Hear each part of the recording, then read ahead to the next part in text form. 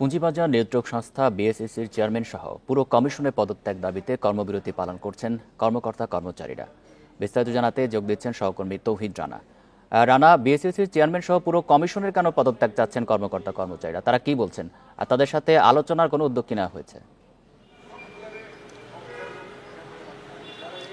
কর্মকর্তা কর্মচারীরা সকাল ৯টায় তারা অফিসে এসেছেন, কিন্তু বিএসইসির চেয়ারম্যান যার পদত্যাগ দাবি করেছেন এখানকার কর্মকর্তা কর্মচারীরা, সেই বিএসইসির চেয়ারম্যান আসলে এখন পর্যন্ত অফিসে আসেননি। কর্মকর্তা কর্মচারীরা তারা যথাসময়ে অফিসে এসেছেন এবং তারা তাদের নিজ নিজ ডেস্কে তারা বসেছেন এবং তারা তাদের কার্যক্রমে তারা একটা স্থবিরতা আমরা দেখতে পাচ্ছি, যেহেতু তারা তো কোনো ধরনের ফাইল বা কোনো ধরনের চিঠি গ্রহণ করছেন না এবং ফাইলে সই করছেন না। তারা সব ধরনের কার্যক্রম বন্ধ রেখেছেন।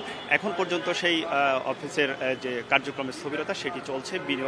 পাশাপাশি সে একই দাবিতে বিনিয়োগকারীদের একটি অংশ কিন্তু বিএসইসির সামনে তারা বিক্ষোভ প্রদর্শন করছেন বিএসইসির চেয়ারম্যানের পদত্যাগের দাবিতে। আপনি যেমনটা জানেন যে গতকাল এই ঘটনাটির আসলে সূত্রপাত হয় বিএসইসির নির্বাহী পরিচালক সাইফুর রহমানকে যখন অব্যাহতি দেওয়া হয়।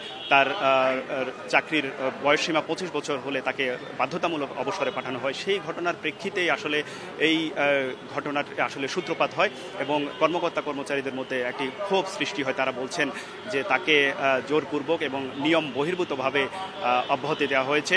সেই জন্য আসলে কর্মকর্তা কর্মচারীরা এখানে তারা তাদের কর্মবিরতি পালন করছেন। পাশাপাশি বিএসইসি চেয়ারম্যানও গতকাল একটি বিবৃতি দিয়েছেন। তিনি বলছেন যে এখানে যেহেতু তদন্ত চলছে বেশ কিছু অনিয়মের বিরুদ্ধে, সেই অনিয়মের কর্মকর্তা কর্মচারীরা যেমন জড়িত আছেন তেমনিভাবে বিভিন্ন পক্ষের সংশ্লিষ্টতা পেয়েছেন। সেই কারণে কর্মকর্তা কর্মচারীরা তার উপর ক্ষুব্ধ হয়ে চেয়ারম্যানের বিরুদ্ধে তারা অনাস্থা প্রকাশ করেছেন এবং বিএসইসি চেয়ারম্যানের পদত্যাগ দাবি করেছেন। তো এখন পর্যন্ত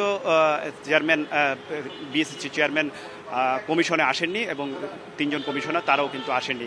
এখন দেখা যাক পরিস্থিতি। এই পরিস্থিতির মধ্য দিয়ে আইনশৃঙ্খলা বাহিনীর সদস্যরা এবং সেনাবাহিনীর সদস্যরাও এখানে অবস্থান নিয়েছেন।